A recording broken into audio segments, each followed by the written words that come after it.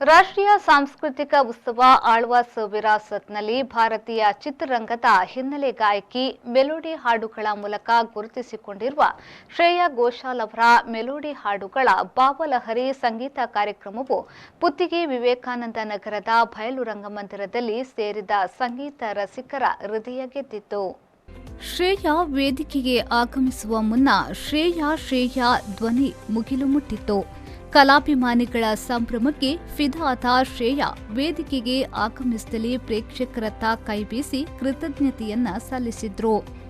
ಮೌನದ ಮನಸ್ಸುಗಳನ್ನ ಬಡಿದೆಬ್ಬಿಸಬಲ್ಲ ಶ್ರೇಯಾ ಹಾಡುಗಳು, ಅದಕ್ಕೆ ಸಾಟಿಯಾದ ಮಧುರ ಸಂಗೀತ, ಬಯಲು ರಂಗಮಂದಿರ ಮಾತ್ರವಲ್ಲದೆ ಮೂಲೆ ಮೂಲೆಗೂ ಮುತ್ತಿಕ್ಕುವ ಬೆಳಕಿನ ಚಿತ್ತಾರ. ಒಟ್ಟಿನಲ್ಲಿ ಇಡೀ ಕಾರ್ಯಕ್ರಮದಲ್ಲಿ ಸಂಗೀತ ರಸಧಾರೆಯೇ ಪುತ್ತಿಗೆ ಅಂಗಣಕ್ಕೆ ಹರಿದು ಬಂದಿತ್ತು.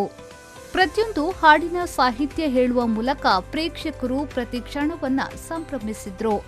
ರಂಗಮಂದಿರದ ಕೊನೆಯಲ್ಲಿದ್ದ ಪ್ರೇಕ್ಷಕರು ಶ್ರೇಯಾ ಹಾಡಿಗೆ ಹೆಜ್ಜೆ ಹಾಕಿ ತಮ್ಮ ಹರ್ಷವನ್ನ ವ್ಯಕ್ತಪಡಿಸಿದ್ರು. ಪ್ರೇಮಶ್ರೀ, ವಿ4 ನ್ಯೂಸ್, ಮೂಡಬಿದ್ರೆ.